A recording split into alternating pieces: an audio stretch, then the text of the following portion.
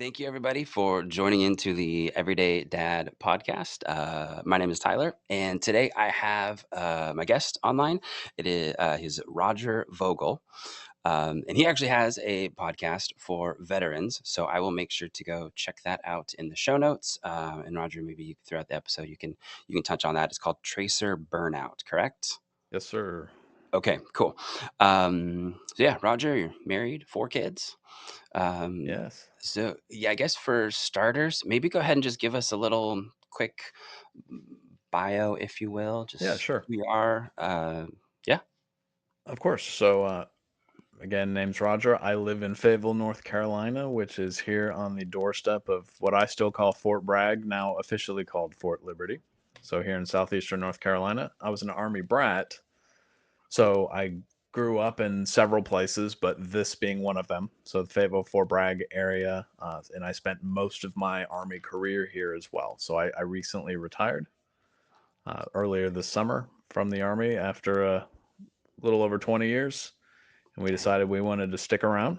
My lovely wife of 16 and a half years now is from here. She's one of those rare birds who's from Fayetteville, but not affiliated with the military. Her dad worked at interesting. the Kelly Springfield tire plant up on the north end of town. It's now Goodyear, but so kind of an industrial working class family, and we met and fell in love, and yeah, we have 4 kids, and Nice. we have lots of my folks retired here. Her entire family's here. She's one of 5, so Oh all her wow. brothers and sisters are in the area here. We've got all the cousins, and it's pretty wild. And then my sister lives down in South Carolina, so family's very important to us. We chose to retire here, so That's awesome. That's super cool. yeah. Yeah, um, so I live in Southern Oregon.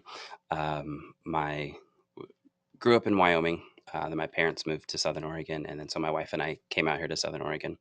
And yes, having family around is so helpful. Yeah. It's super awesome. Um, well, dang, that is uh, very cool. I can imagine the stories that you have of being in the military for 20 Yeah, years. sure. It could go for a while. Um, so a couple of quick things. Just I guess we'll do a couple of icebreaker questions, maybe to get started. Uh-oh. Um, oh, so first one is, what is your most treasured possession? My most treasured possession. So I'm going to be superficial here and talk about, Okay, things and belongings, not people sure, and abstract stuff like that. So let's see. sure, My most treasured possession. Do I have to still be in possession of it, or could it be something from the past? sure. Something from the past. Okay. Okay. Yeah. Oh man. I'm a Jeep lover.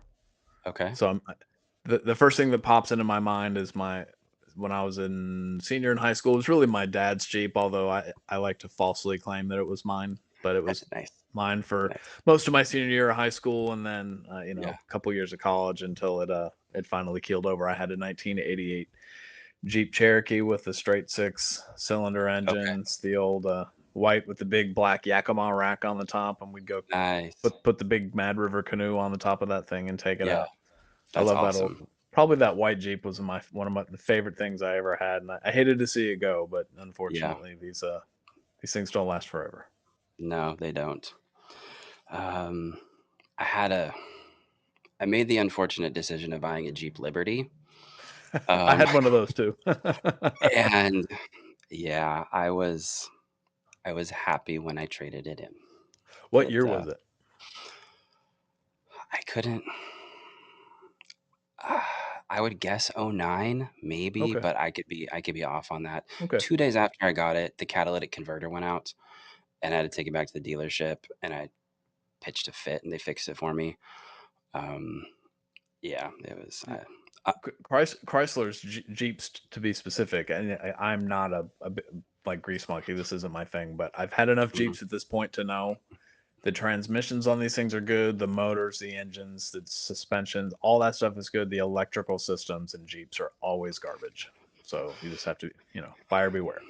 Yeah, it had subs in it. The sound system was awesome. We would That's all drive that down the really road. matters. Yeah, yeah, no, but it was not the best car.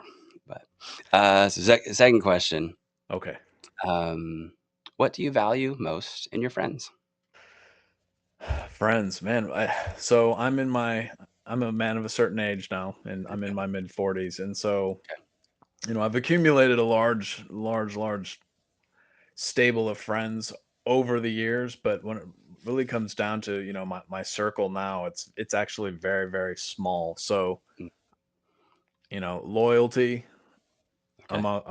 above all things, you really value that, especially as you get older.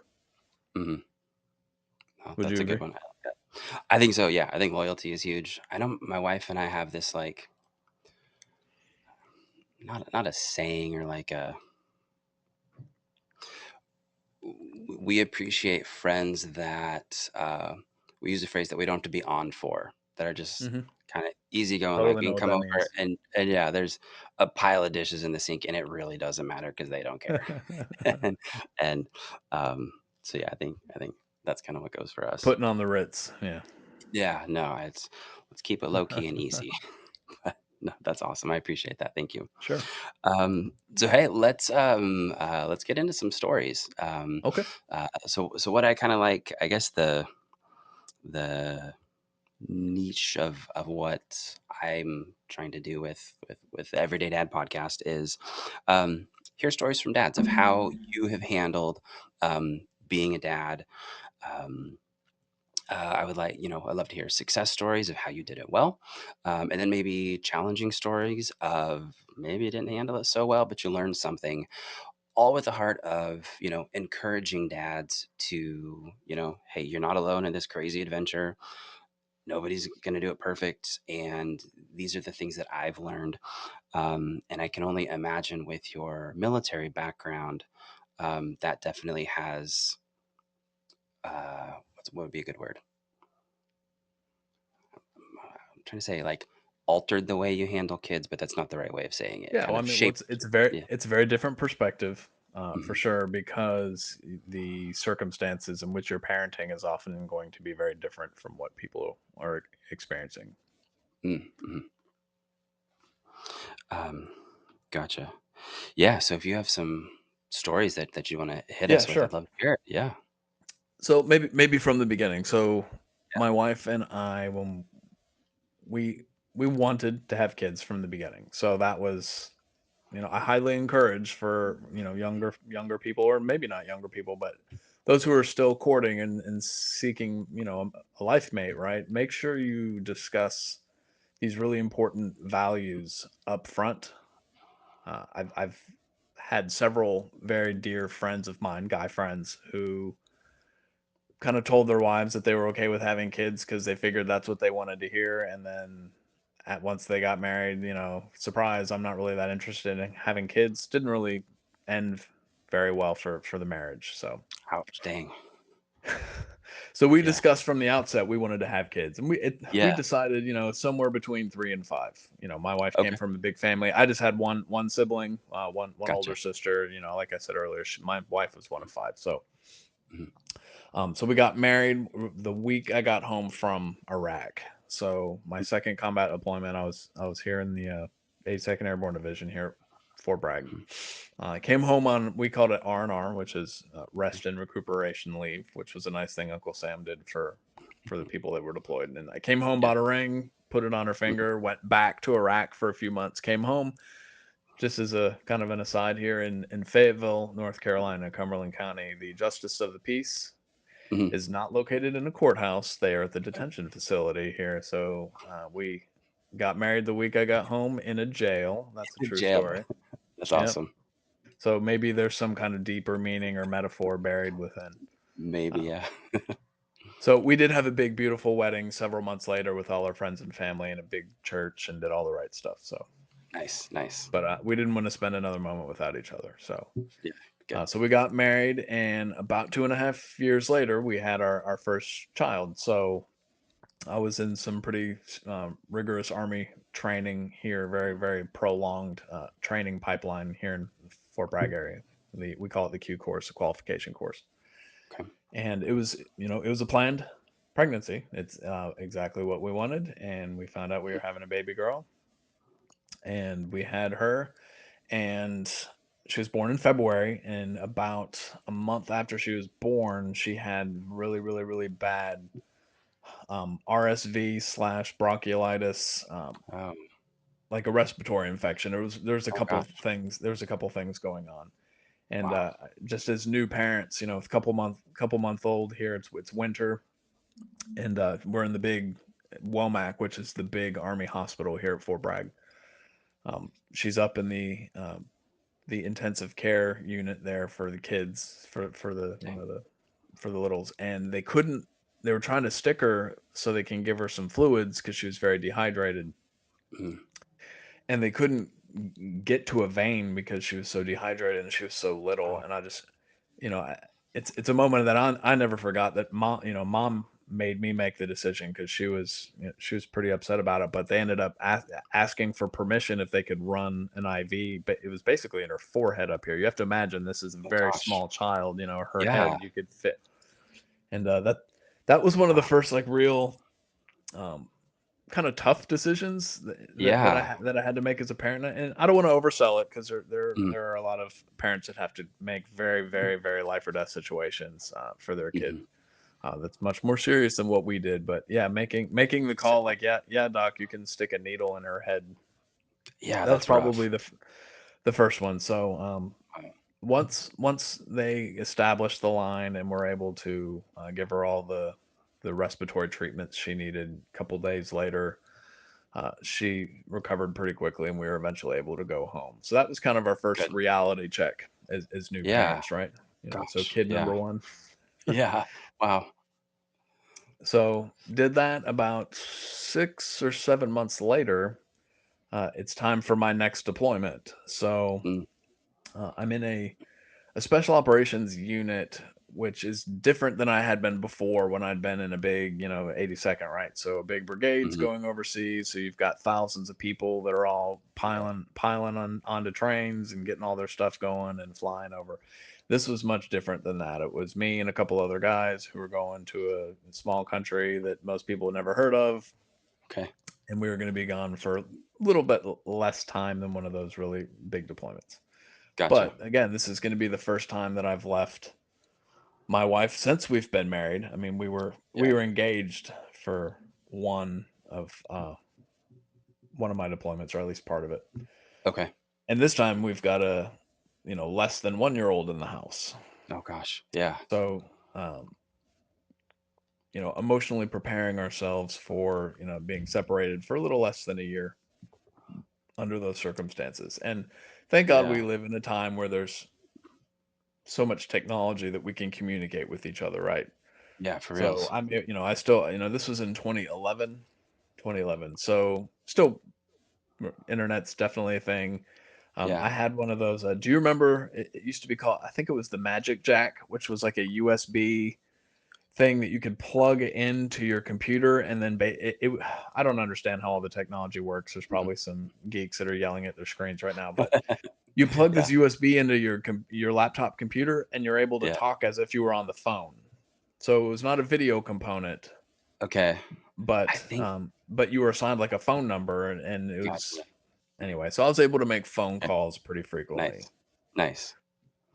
Nice. So that ended up being about a 9 month deployment. I Mm. missed her first birthday, so Oh dad gosh. guilt coming in here. So I missed the first birthday of my first kid, Mm.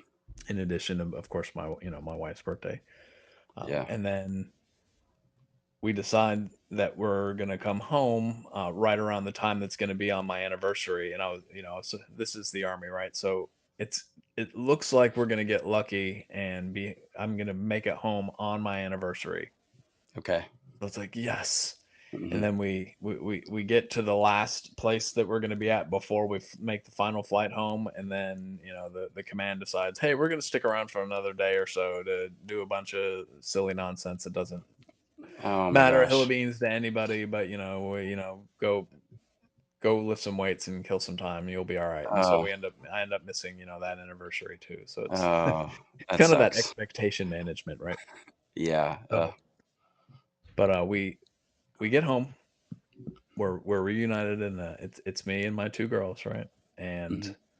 um, really, everything's great. The child, her name's Morgan. She is very, very, very happy to see daddy. She's at this point, I guess she would have been almost a year and a half. Yeah, almost a year and a half old at this point. So we get home, and Mama decides that she's almost ready for number two. So we go buy a new house. We sell that house and buy a new one. It's in the same town, just down the road, Sure. Yeah. because we're ready to expand, Okay. and we that ends up being we want to have a second child, and so we're in the talks of like, okay, when are we going to start doing this? And then Christmas morning, I open a present that's a pregnancy test, and it's like, oh, okay, this is happening a little sooner than I anticipated. I mean, so was she Yeah. planned? Yeah. Absolutely, she was planned, just Sure. slightly sooner than Dad was expecting.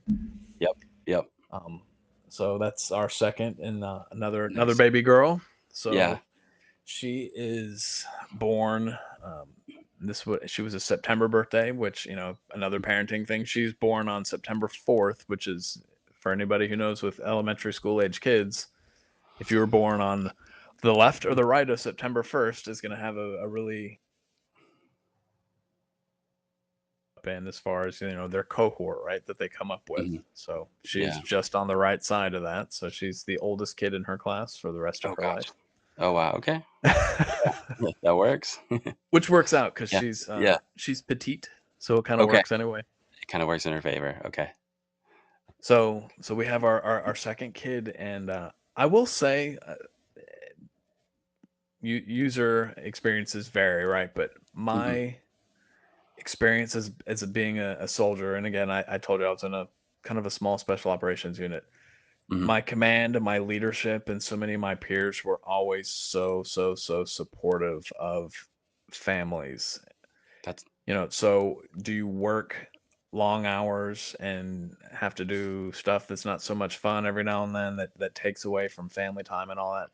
Yes, that does happen, but I was fortunate enough to, for the most part, be in units where it was we're going to train hard, we're going to do what we need to do, and then we're going to go home, and we're not going to just waste time just because of some misguided thoughts on well we got to be here really long just because somebody down the line said so. So very supportive. I had the kind of command where the battalion commander would come to your house at a time of your choosing, and bring mhm. baby gifts, and him and his wife would come over and bring chocolate and flowers for mama, and that kind of stuff. So That's awesome. That's super cool. yeah, That's you're not gonna hear that from all your military people. Some of them will yeah. probably have very unfortunate, stories where childbirths were missed because of really silly nonsense. Mm, Um, dang. so second Yeah. child. So fast forward about 7 or 8 months. It's summertime, and I'm at a point in my career where it's time for us to move to Kansas to go do some. We'll call it mandatory school. Okay. It's called ILE. I won't bore you with all of it, but Okay. it's time to make our first move as a family. Again, earlier I mentioned we did a very local move. I'm not counting that. Mm, Um, gotcha. so we moved to Eastern Kansas to Fort Okay. Leavenworth to do a year worth of schooling, and so we have our two little girls. One who is not quite 1 years old at this point. She's almost one. So two little girls. We go out to Kansas, and this is our first big move as a family, right? So Yeah. everything that comes along with that. Mhm. At this point, our two kids are too young to really have to deal with getting pulled out of school and all the woe and drama that comes along with that. That's in the Yeah. future. We'll get there. Gotcha. Okay. Um, so mostly just preschool kind of stuff, which is it's Yeah. it's kind of easy to pull kids out of preschool and change shift Yeah. them around. Yeah. So we're in Kansas for a year, and during that year, we get pregnant with number three. Mm, So gender to be determined at this point. So a year later, we move to your neck of the woods. We mm, get our orders to go to Fort Lewis, Washington. okay. Um, which, Yeah. by the way, I highly recommend if anybody ever gets a chance to go to the Northwest. I highly recommend it. Yeah. And so we do another cross country move this time from Kansas to Washington, passing through your old haunts there in Wyoming. In Wyoming, nice, nice. Yeah. Um, Yeah. so make that long drive, dog, Mm. couple cars, couple kids. It wasn't quite, like the Oregon Trail. Nah, I'd, yeah, I'd be I'd be exaggerating if I said I was, was, but yeah. nobody died of cholera along the way. Okay, But good, good. yeah, good. So we end up in Washington. So Fort Lewis is it's near Tacoma for those who don't know. So Okay, probably about 45 minutes or so south of Seattle, not too far. gotcha. Okay. And about 2 months into our living situation there is when we're pregnant, and she's far enough along for us to go guess the I say guess, go get find out the gender of the third child. You want to wager a guess on this one? Probably another girl. Absolutely another Oh girl. man. Yeah. So and here's the thing about that, I will say, and there's all kinds of other jokes too about military guys who have, all boys versus all girls. So Mm, there's a whole thing about that. okay. Um, my wife and I's perspective on, you know, just children in general, but particularly when pregnant with babies. Um, what matters most is obviously you want them to be healthy. The Mhm, gender is completely irrelevant because I mean we always prayed on this that mhm. we're all fearfully and wonderfully made in our mother's wombs, and Yeah. God doesn't make mistakes. Nope. So if God wants us to have three girls, then we're gonna have three girls, and it's gonna be awesome. And Yeah. I'll tell you, to jumping ahead a little bit, it has been awesome. So Good. Yeah. and there's all kinds of internet videos out there, and who knows how genuine they are, but you see all the gender reveal stuff, and I imagine, it's social media, right? So much of that is Mm. probably not even frankly real, but Yeah. so many Yeah. of these fathers, when they find out they're having girls, just you why would you make a video or a film like that that your kid's probably going to end up seeing when they're older anyway? Yeah. Anyway, No. Yeah, I've seen some that are like, yeah, just over the top. And there was one a couple years ago. That's one of the biggest wildfires in the California wildfires, yeah, was it's a thing. started by, and for us over on the West Coast, like all summer long, we're sucking smoke all summer. It's so annoying. And then to have a gender reveal rip off a fire that, is millions of dollars to fix. It's like, come on, just do we really have to go there? Well, there's the direct damage that's caused by that, and then all the indirect too, because now insurance premiums go up, and now Mm, people get priced out of the market because all because of nonsense. Yeah.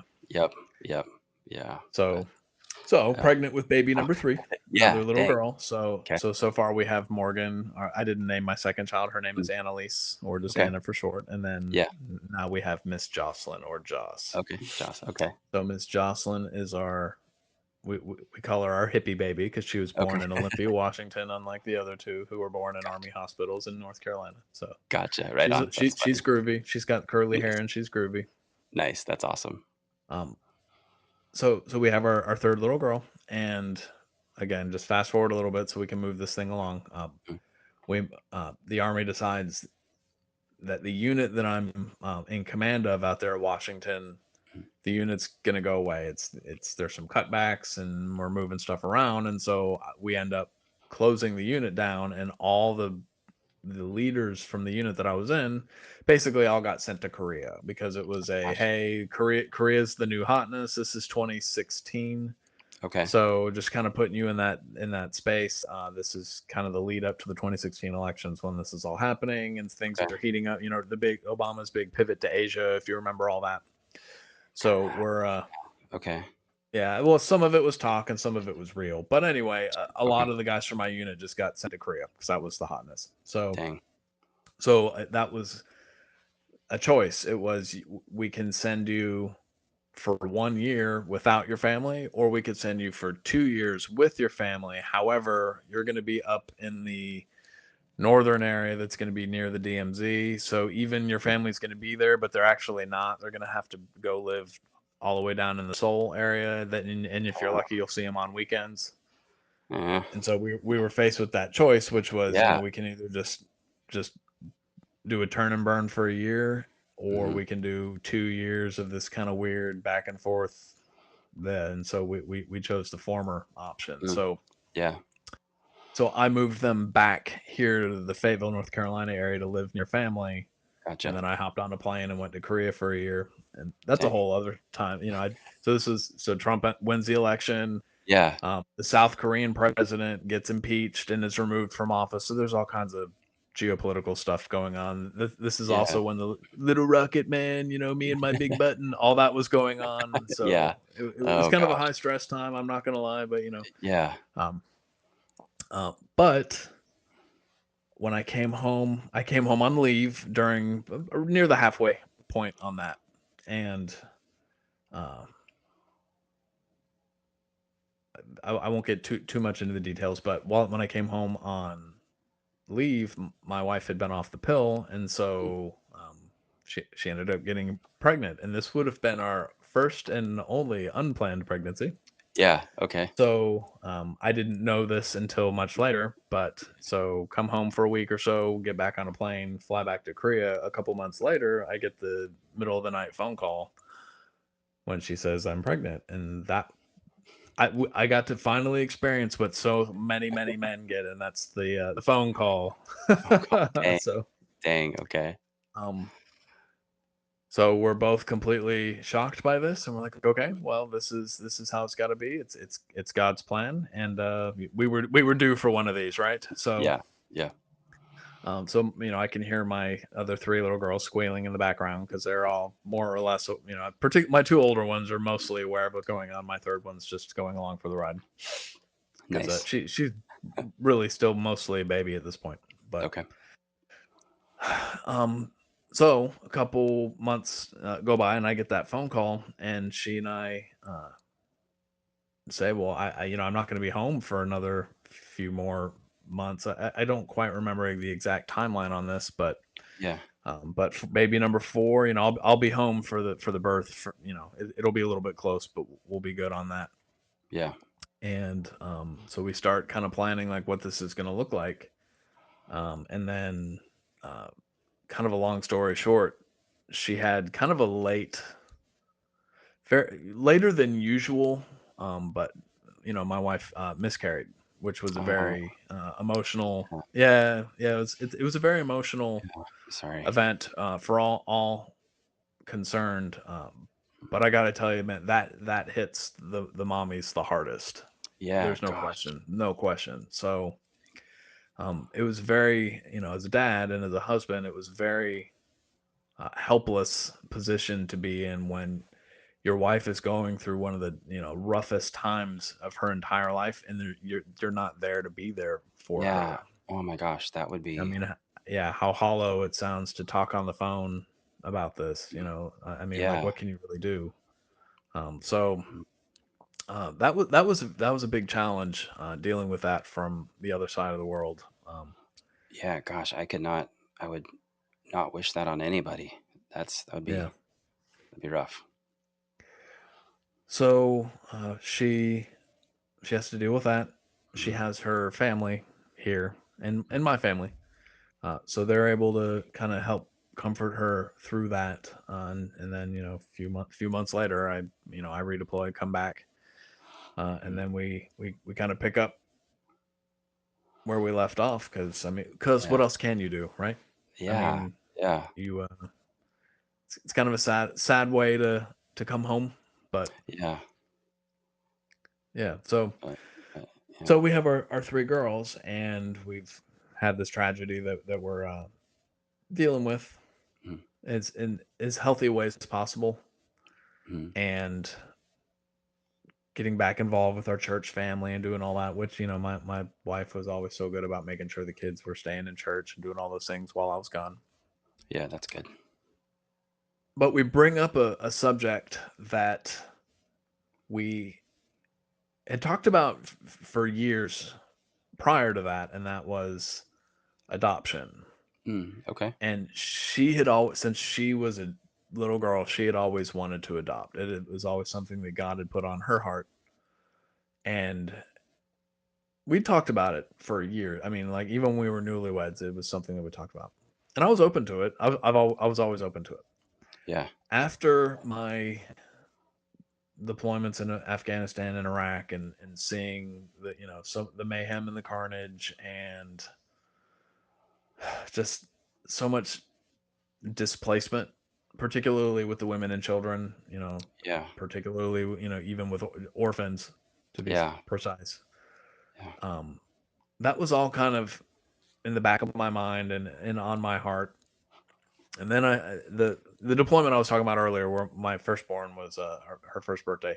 I was in Mhm. Sri Lanka, and for those that don't know, Sri Lanka fought a 30-year civil war that was very brutal, and it was awful, and it ended Wow. in 2009. Oh gosh. So Wow. so I was there right after it ended in a small team with a very specific mission that was there. I won't really get into it. Sorry about that. Let's go. I won't really get into it, but um, a lot of orphans. Mm. I'll just say that. Dang.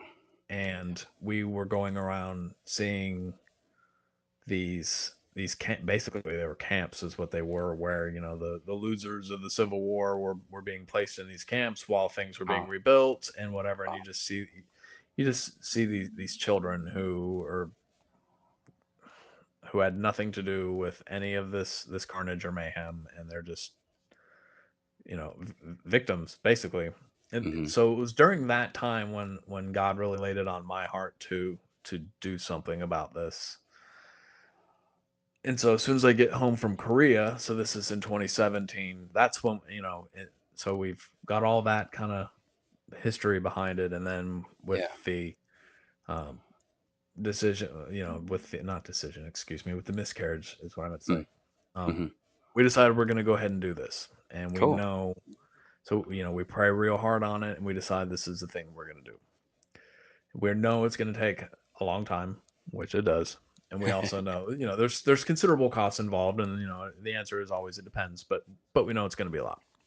Yeah. So we pray real hard on it, and decide that is this the thing we're going to do? What do you think? And she looks me in the eye and says, yes, we want to do it. And I'll never forget it too. I looked her in the eye and said, there's no half measures on this. If Mm. we're going to choose to do this Yeah. for all the right reasons, we're trying to serve widows and orphans. We're trying to do right by these poor kids who've been Mhm. orphaned. We're trying to please God as He would want us to. Mhm. There's no turning back. We're not going to get into this and then get cold feet. So we have Yeah. we have the adult talk, and then that's what we decide we're going to do. So Yeah. now's the decision to. I'm sorry, were you going to ask something? Nope. Nope. You're good. I'm I'm doing a lot of talking here. Sorry, You're man. fine. No, it's good. It's good. I, I was an officer. We talk too much usually. So No, you're all good. I'm enjoying it. No, this is great. now the next question is, from where are we going to do this? And so usually it's two big categories. There's domestic or international. Okay. We're open to both, but based off of my overseas experiences, we decided we wanted to prioritize doing an international adoption. Sure. So Yeah. from where? There's obviously a tremendous amount. There's supply and demand, right? There's Mhm. far more supply than there is demand, unfortunately, for these kinds of things. Yeah. We wanted to prioritize countries that have a bad track record for, what is say, human trafficking, Okay. particularly sex trafficking. Okay. Okay. So, there's a lot of those too. So that's not really winnowing the field, unfortunately. Yeah. Yeah. Unfortunately. But um, Asia was, again, a very large area, was kind of my specialty while I was Okay. in the army. So it was like, okay, well, I have a lot of experience coming in and out of Asia, all over the place, and my language that I had learned through the army was Tagalog. Now they just call it Filipino, Okay. much more, which is much more clear for everybody to understand. So Oh, okay. Filipino. Gotcha. Um, again, a large, diverse country with many languages, but they picked one and called it Filipino because that's what they Gotcha. speak in Manila. So Okay. we chose that country because of the my ability to speak at a elementary age here. I don't want to overstate my Sure. training and capabilities. I'm Sure. actually not Jason Bourne. I don't care what everybody thinks. Yeah, so Okay. um, Yeah. yeah, I speak at the first grade level. So Nice. Nice. Okay. we chose the Philippines. Mm. Um, Based off all those criteria I just mentioned. Another real important one was that the requirements that the host nation country, in this case the Philippines, had for uh, prospective or respective, rather, adoptive parents was to come to the country for less than 10 weeks. I think it ended up, well, for us, it ended up being over 10 days because we ended up being there during COVID and there was, Oh.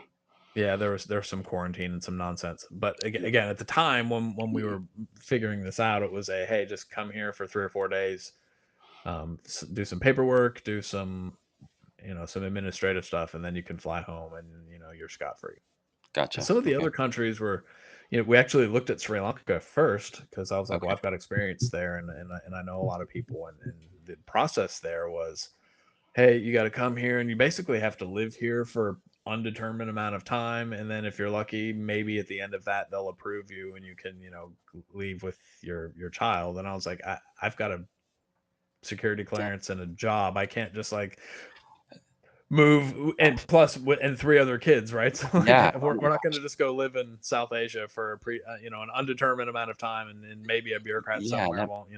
Oh gosh. Yeah. Yeah, so countries are like that. Like Russia is particularly bad because Mm. Putin is a giant man child, and if he gets mad at the United States, he will literally just turn the spigots off.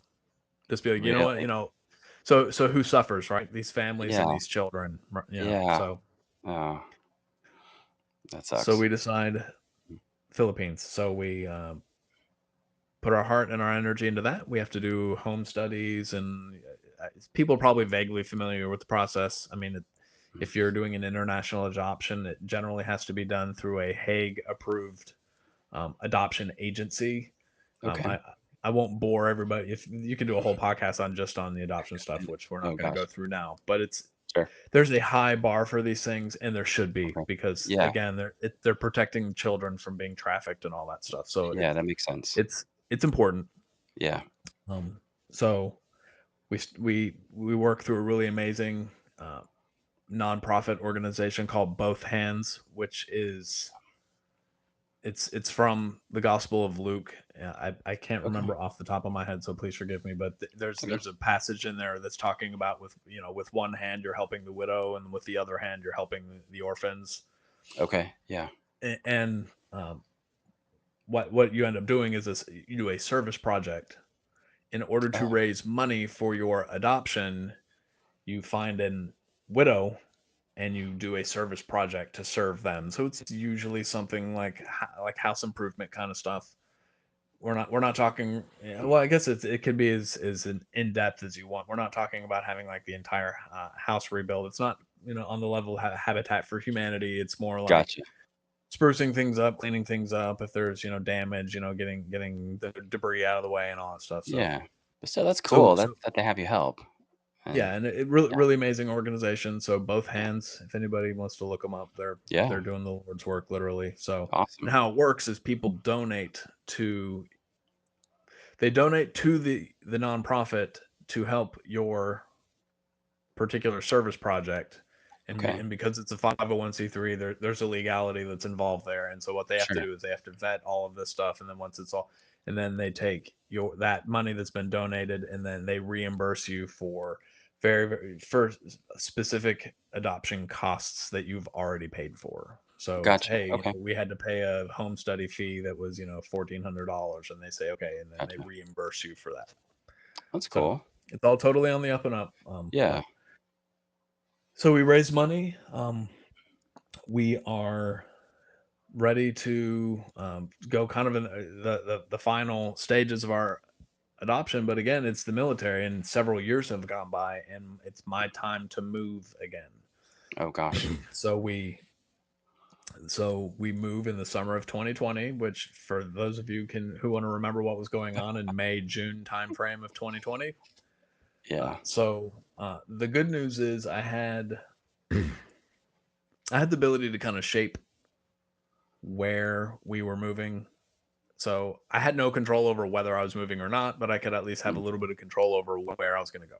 gotcha. And Okay. so God was looking out for us because we were able to. So we were in North Carolina. We were able to move to Virginia instead of overseas or the other side of the country or Hawaii or whatever, because Mhm. the adoption agency that we had been using that was accredited for within the confines of the state of North Carolina could not did not have jurisdiction in Virginia, which is where we were going to go. However, they had a sister agency that did, and so they were able Oh, to wow. just kind of hand things off to them and Okay. do a handshake. And we ended up having to do an additional home study, which again, for those Mm, who've gone through the process, it's tedious and takes a very long time. However, there was some pretty big stuff that we were able to kind of bring forward from the previous process. that's nice. That's good. And so, yeah, so we get to Virginia. We're in the Chester area, which is not far from Richmond, Mm, and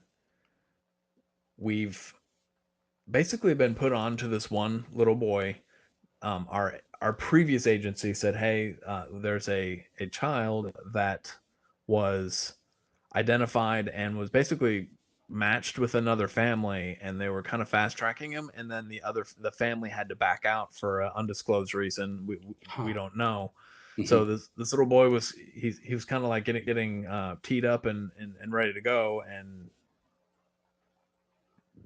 he's ready. Are you interested? And we said yes. Oh, I Wow. absolutely yes. So Wow. our church family helped us put together. They put a short list of things. They were like, "Hey, we need you to put together like really almost like a promo video. Like put together Wow. a 2 minute promo video saying, hey, we're the perfect family for you. Come on over." I mean, it was a little bit cheesy, but at the Yeah, it time, worked. it's kind of funny now because of all the social media stuff I have to do now. But at the time, I Mhm. had zero skills in any of this stuff. So we asked the intern at church, like, "Hey, Yeah. man, Yeah. on your free time, which you probably don't have much of, would you help us put this adoption video together?" And of course, he said yes because he was a solid Nice. American. Awesome.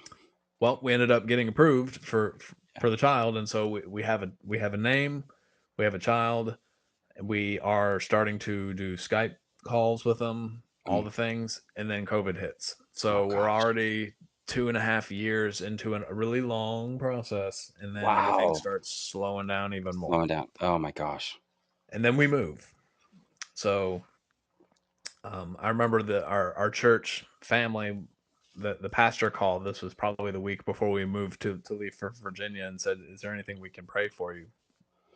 And of course we said, "Well, yeah, I mean, yes, anything involving the move." We Mhm. got 3 kids plus and then at this point we're counting. His name's Derek. We're Derek. counting Derek. Mhm. It's like we have 4 kids and one of them's on the other side of the world. We got to figure out how to bring him home. Your mom. Wow. Okay. And so we move and we get planted in Virginia. And I mean, like 2 or 3 months after we get there, we get the phone call. It's like, all right, you're cleared. You've got to you've you have to go through a whole bunch of hoops on the other side as far as quarantines and this, that, the other. But you're clear. You can go get them. And so we finally Nice. got the green light. And there's a whole other podcast we could do about the adventure that was navigating all of this. And I'll keep Gosh. it short-ish. Okay. So we fly to Manila.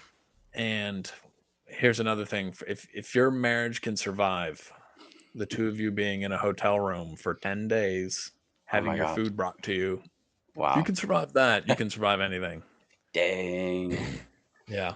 Yeah. Wow. That would Um, be that would be a test for sure. For anybody. Not I'm not saying that about me and my wife, but that would yeah. definitely be, Yeah. I Yeah. think it'd be a test for anybody to go through that. I mean, we've got a great marriage, but you Mhm. know, you can only do so much. You can only watch so many movies before you start looking at each other like, Yeah. do something. I don't know, just do something. Entertain Uh, me. Yeah. Entertain me. Yeah. It just feel like prison in some. I did a lot of push-ups. Oh A lot of gosh. Okay. push-ups. Yeah. Yeah. Dang.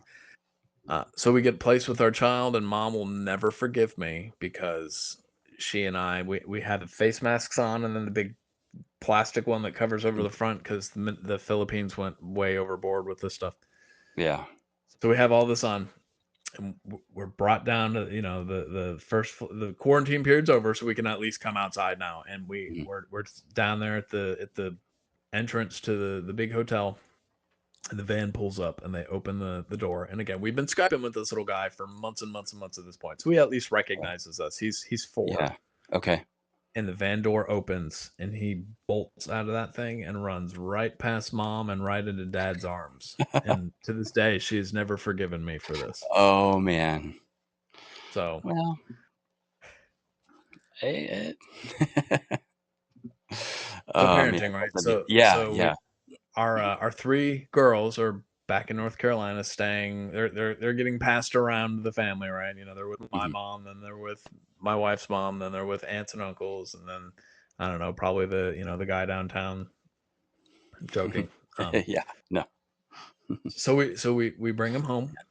He immediately, just gloms on to us, which again, that's another thing that you're very concerned about is, how is the attachment's the term, but Okay. how is the attachment going to be with this child? You have absolutely no idea. And Yeah.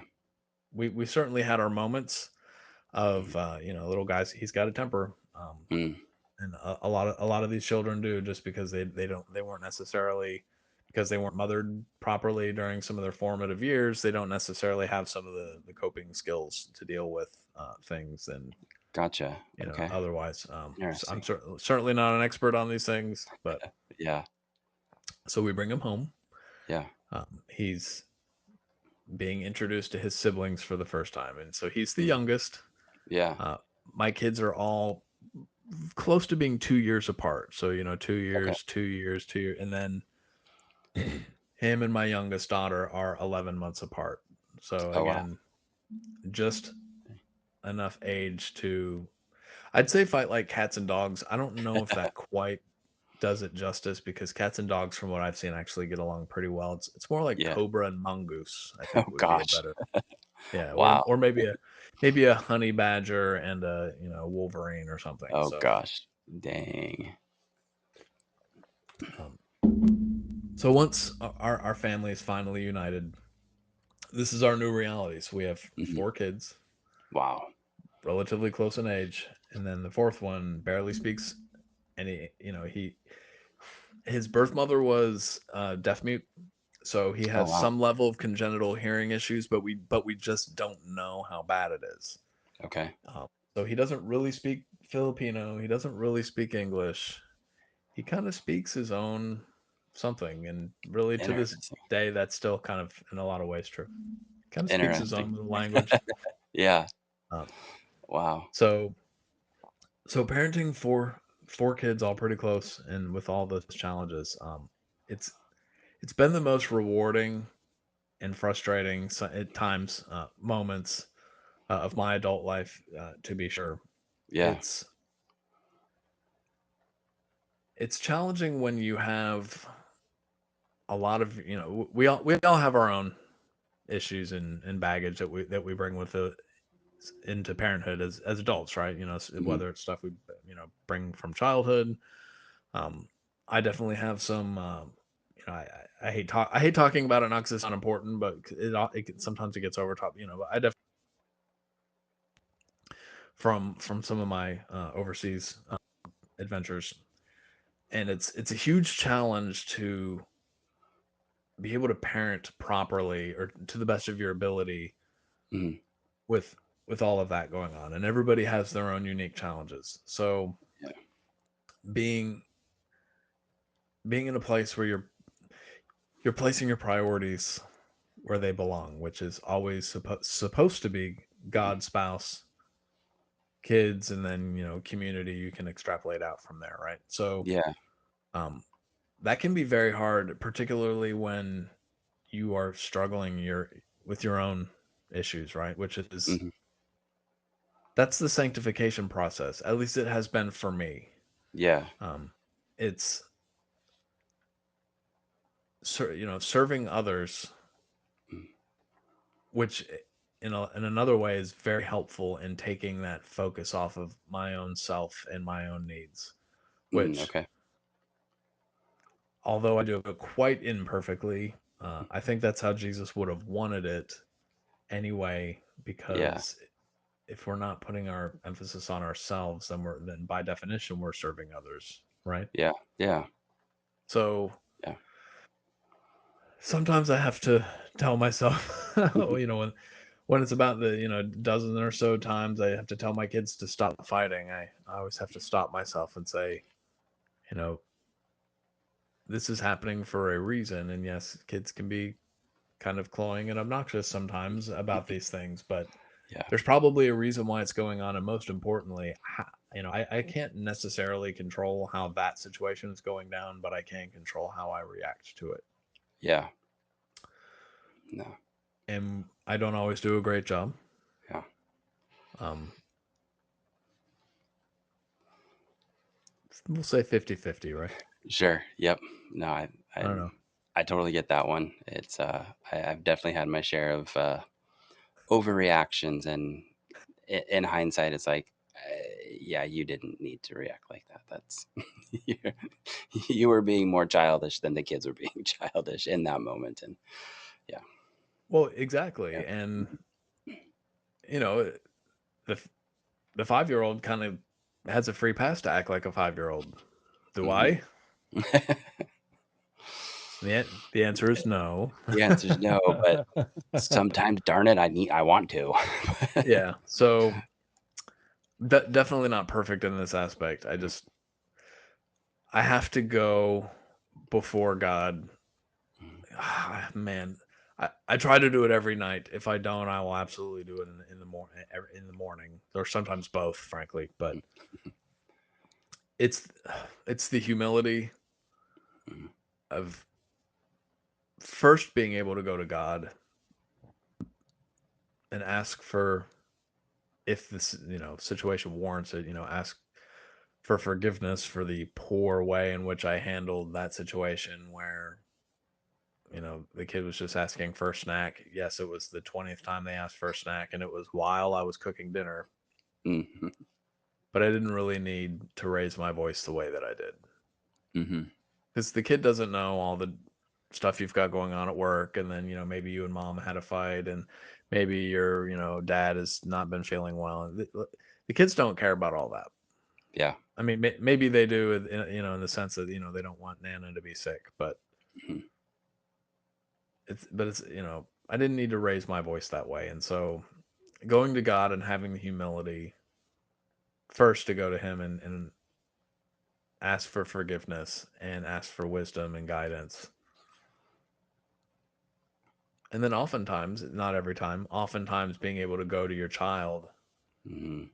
and that can, for me, that's actually been harder to go to my child in some circumstances and apologize and say, look, dad did not handle that situation well. This is how I should have handled things, and you deserve better than that. And I was not doing what Jesus would have wanted in this situation. And yes, you were also not doing the right thing either. However, it is my job to handle the situation much better than I did. That is more difficult for me than it is to go to God. Because at this point, I'm much more comfortable in my walk. Yep. Uh, No, I think that have you experienced that's anything like that? yes, Yeah. 100%. Yeah, I think, excuse me. Yeah, I think having to go to your kids and ask their forgiveness, I completely agree, is sometimes way harder than, I mean, I don't say it's easy to pray because you can just go, go sit in your room, go sit in a chair, close your eyes. God, forgive me for that. But when you have like this human being in front of you, that it definitely it makes it a lot harder. I was thinking of one of like the kind of the emotional things that I struggle with sometimes. is, and I've started to be better, and my interactions with my kids have I think I'm getting there where I'm doing more right than I'm doing more wrong, and that's the direction that I want to go. But by no means am I perfect with it. But um, it's like there's this tension because, like, when my kids are little, I would get upset and I would like blow up, and raise my voice, and then I'd have this like clarity of realization, like, oh my gosh, there's this like monster that's like getting mad at my children. I need to go protect my kids.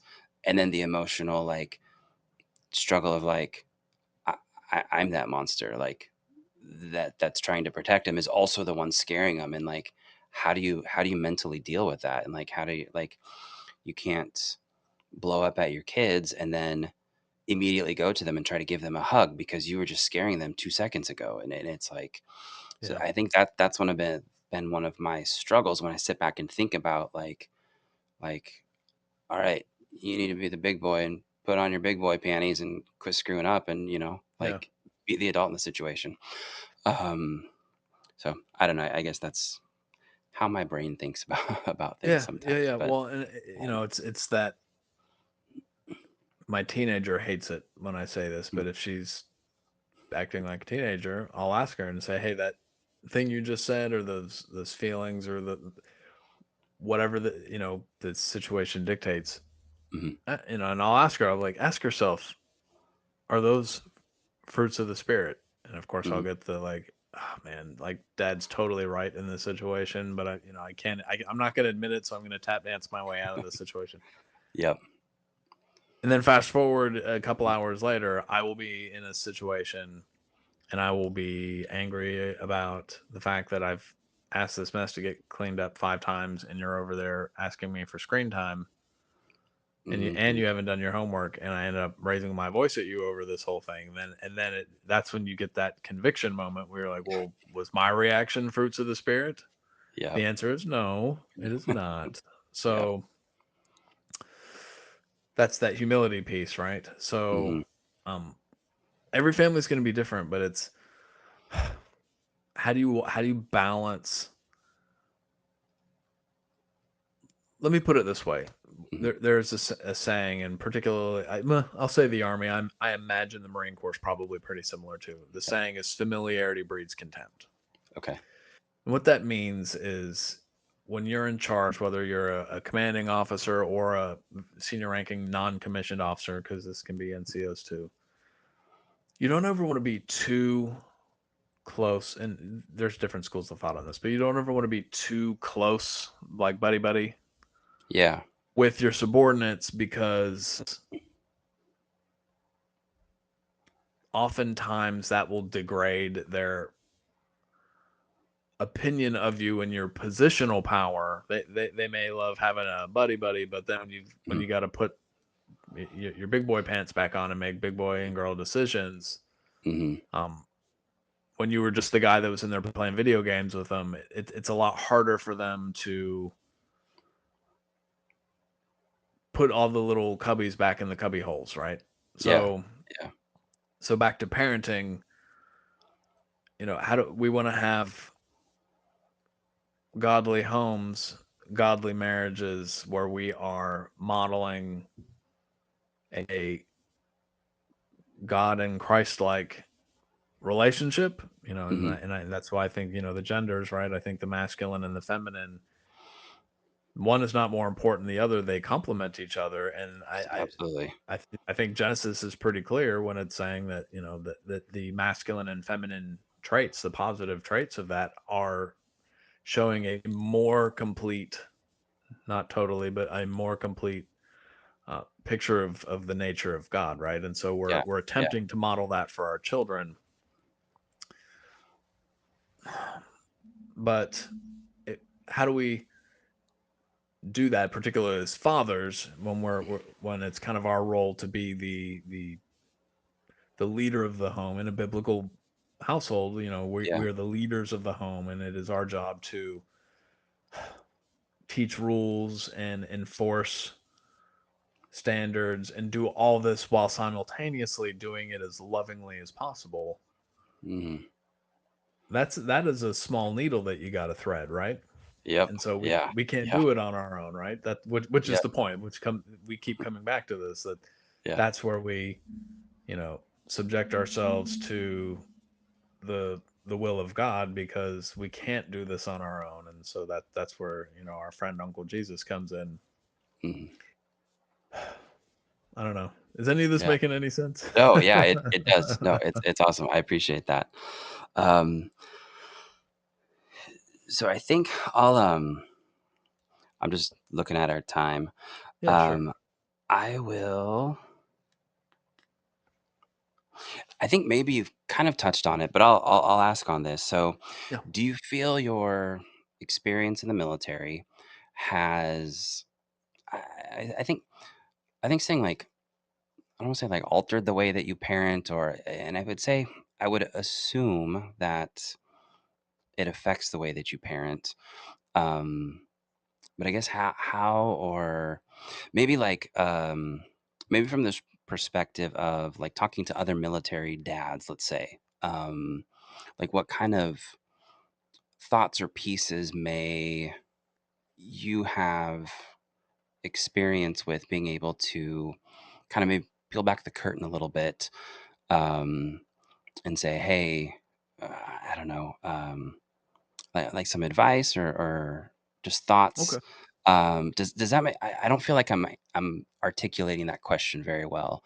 Um, Well, I got and a couple I things. Maybe I apologize. can I Okay. can run with it, and we'll see if Okay. this Sure.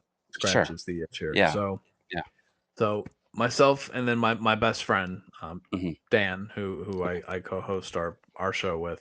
Hmm. We're both Army brats. So Okay. we're both Army brats. We've grown up in Army towns our entire lives, and we're both career Army guys ourselves. Hmm. I retired a couple years more. Well, I just retired. He retired a couple years ago. Okay. It's all we've ever known. Mm, So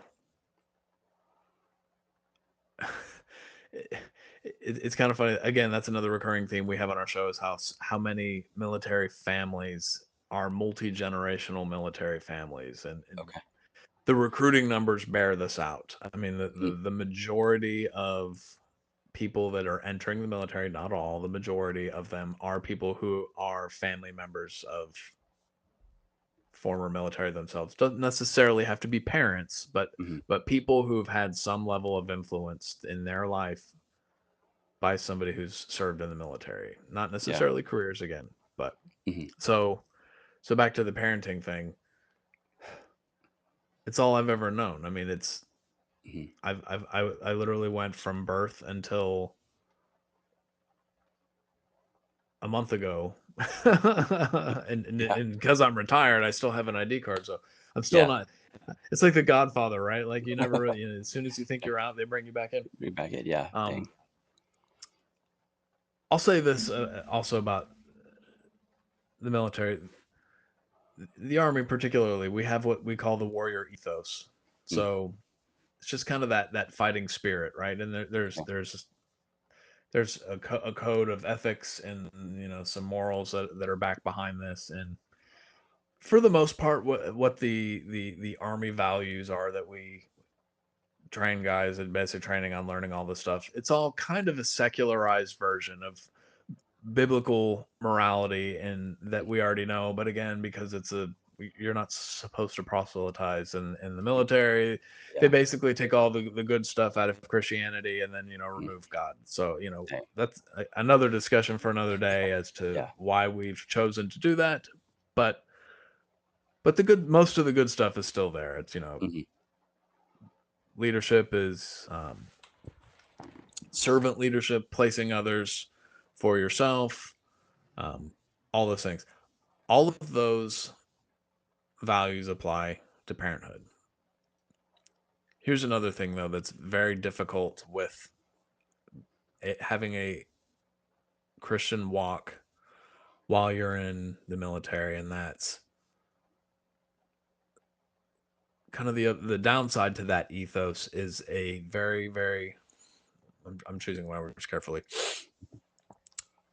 There's a heavy stress on individuality, and that sounds kind of like it's an oxymoron for the military, but what I mean Mhm. is it's that resiliency. You hear that word all the time: resiliency, resiliency, resiliency, toughness, resiliency, physical courage, moral courage, being Okay. able to make really tough decisions in highly stressed situations. When you're cold, tired, wet, and hungry, and all, Mm. and we stack all of this on top of our servicemen and women and wanting them to have that toughness, and they come out on the other side of it, and then sometimes we wonder why their faith isn't as good as it probably should been, Gotcha. because if you're not, if you're, all that is being asked of you and you were not leaning on God throughout, then you're either going to come out a basket case, an alcoholic, or just somebody who's like, well, what do I need God for? I mean, look at me. I've done all this stuff. I've got all the brass on my chest, and I've done all these accomplishments. And um, it doesn't necessarily have to be boastful. I mean, it's not necessarily a me thing, but it's a, what do I need God for when I've been able to handle all this between myself and my the people to my left and my right. And I've Mhm. seen Yeah. I've seen a lot of that too, where it's some of the strongest Christians I know Yeah. are people, servicemen and women, and then the opposite is also true. So Mm. maybe it's that bell curve, right? So Yeah. Yeah. um and that has to translate over into parenting. I mean, if you have all that, I mean, it's ego is what it is. I can't Mm. imagine that makes a good recipe for parenting. Yeah. Interesting. Is there, I guess,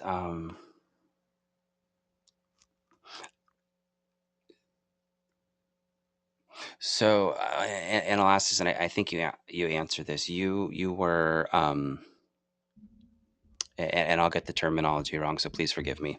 Um, an officer or in leadership over people, Yeah. correct?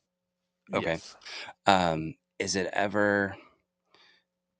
I guess do you ever find yourselves like, or trying to like get back into like almost like commanding your children, I like, think I know where this is going, and it's a yeah, great question. like, do this. I Yeah. expect you to do this now because I used to tell my guys, get this done, and it got done. But you're a 6-year old, and um, Yeah, so we is talked there? about I this guess. in the pregame a little bit, and Okay, yes, yeah, it's absolutely true, and it's a great question. yeah, So back to the humility piece, it can be a very humbling experience to be part of a well-oiled machine where you are surrounded by quiet professionals mhm, who have all volunteered multiple times to get to where they are, and they've been assessed and selected and groomed, and they've done all the things, and these are professional men and women, America's best, mhm, and you have the pleasure and honor of being associated with these individuals, and even if you get to lead them, even better, and you mhm, do this and you do it well, and you come home and you ask this 8-year-old to pick up their dirty socks off the floor, and they may as well flip you the bird. I mean, whatever the 8-year-old equivalent of that is, yep. and it is a humbling experience to say, I am Oh, a leader of men, and you just told me what I could do with myself. So yeah, um, that goes back to that sanctification, right? yeah, absolutely. Dang.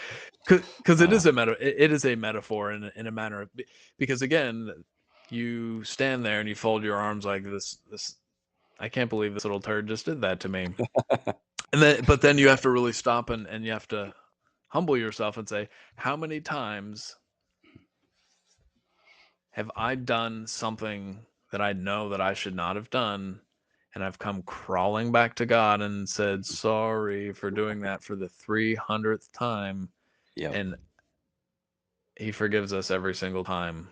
yeah, yep, What did Jesus say? Not seven, but 700. yeah, 77 Yeah. times 7 or something? Yeah, Yeah. dang. Yeah. Okay. You checked my math on that. But yes, It's the point stands. yep, the point So, stands. It's a big number. um, but yeah, but it's a blast. So Yeah. my kids now are 14 11, and 2 8-year-olds, but we're in that little 1-month period between my 2 youngest ones. My 3rd one turns 9 in, Okay. a couple weeks. So, Gotcha. Okay. yeah. Cool. Yeah, Right on. Well, I will yeah. have another question, and we may start to we'll kind of land the plane.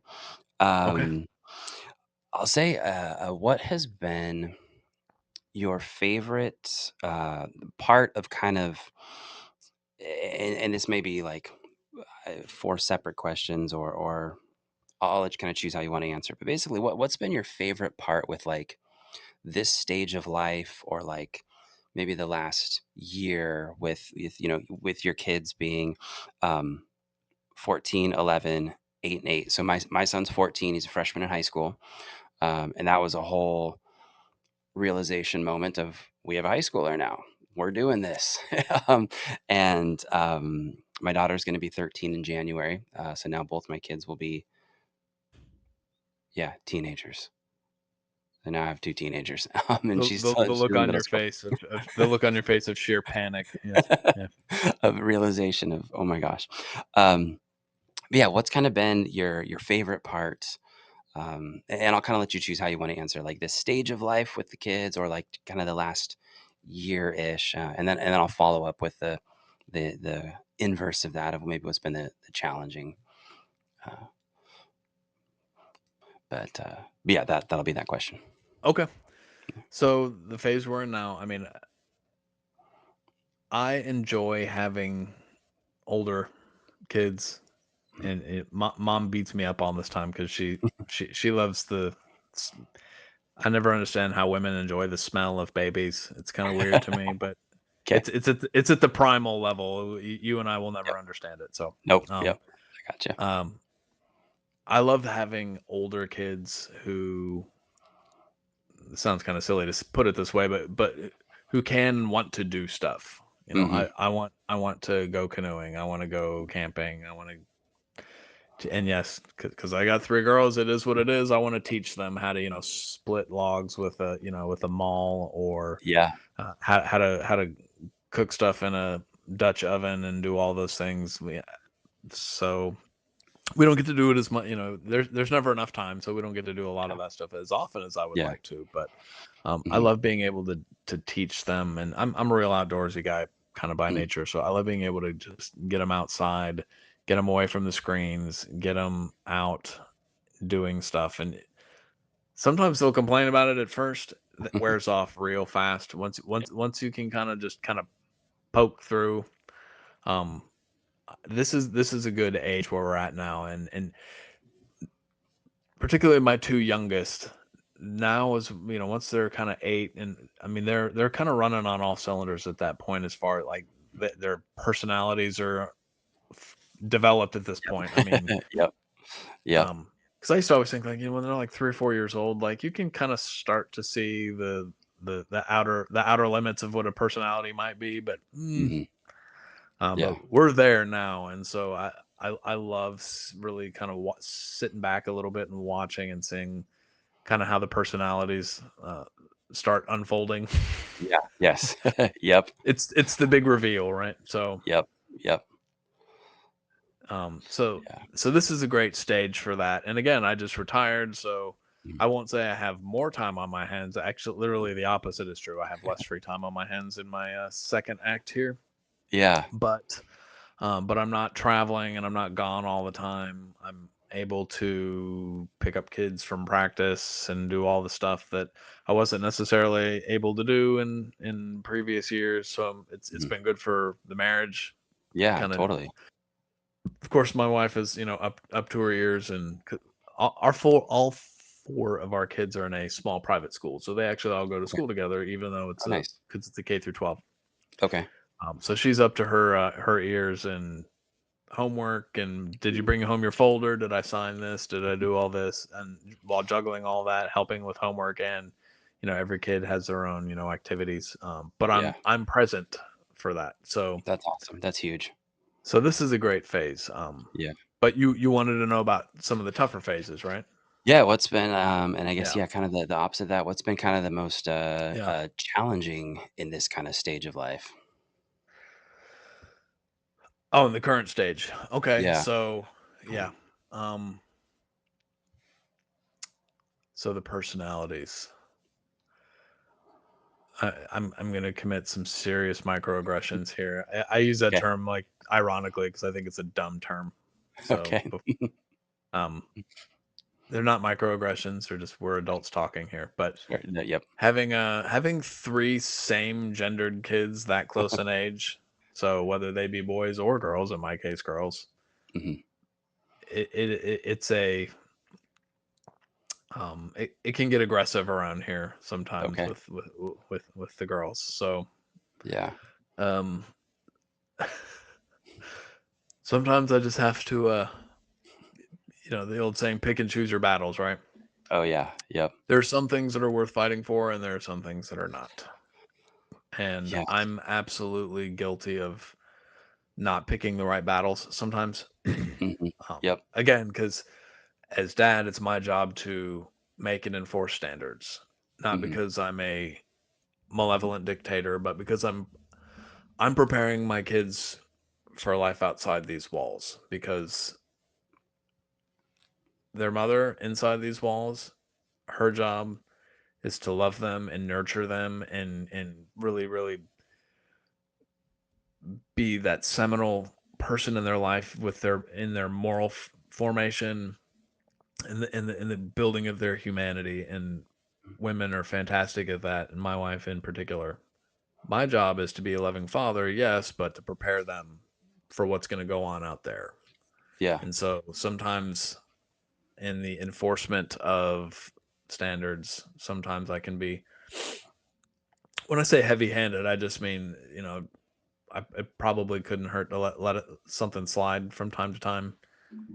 Try not to be that Yeah. stereotypical military dad who's um, probably stricter than he needs to be.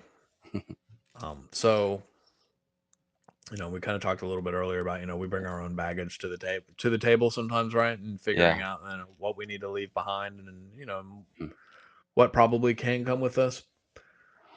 Mm-hmm. We've certainly had some challenges in the last year or so. And again, with another move, Mm-hmm. this I told the kids this was the last move, which I don't know if I can ever really truly make that promise, but it's the Yeah. last one Uncle Sam's making us do anyway. Gotcha. Yeah. Um, but I figured my 14-year-old, well, she's almost 14. I think I said she was 14 earlier. She's almost 14. She's still 13.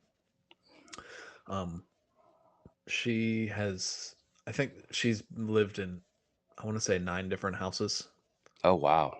It makes it sound like she's a foster kid, right? That's a lot. Um, Yeah. and not quite as many schools, but Hmm. pretty close. And I remember, and of all my kids, she's the one that the moves are always the hardest on her Mm. Okay. because every personality is different. When I was a kid, I actually loved moving because I got bored easily. So I was like, oh sweet, what's the next thing? My Yeah. big sister hated it. Mm. I got the same dynamic, and maybe it's the oldest. I don't know because my oldest hated it, and I just remember telling her like, this is the last rodeo. We're doing one last move, Mm. and we're done. But this has been a tough one, Yeah. so it is what it Interesting. Yeah. is. Yeah. That would be. I think it would be tough for me moving around a lot. That would be. Yeah. I don't know. I don't know how I would handle that. But no, I could. Well, I could see that'd be tricky. you have Yeah. what is, but it's Yeah. you have to. Yeah. Yeah. Yeah. You don't have a What choice. You choice gotta. do you have Yeah. in Yep. that line of work? What choice do you have? Hmm. Yeah. Um. So we are at about the hour and a half mark. Sure, And I did say that I wanted to be respectful of your time. Um, I think this has been a fantastic conversation. I super appreciate you. of course, Um, I'm comfortable with wrapping up if you're comfortable with wrapping up. If unless, and I guess one thing, I guess I will ask this. So when I initially kind of made that post on Facebook about asking people if they would, come on my podcast for an interview, and you said you would, and I super appreciate that. Did you have? I guess was there something that you're like, oh, I would think it'd be super cool to share this, or maybe is there a question that I didn't ask you of something that maybe you were excited to communicate, and maybe I just didn't ask the right question to give you the chance to communicate that.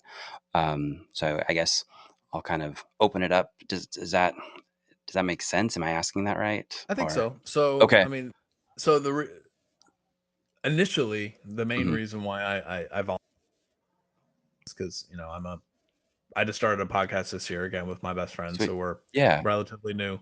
So I certainly know what it's like to uh, start, and we're certainly not a big show to be sure.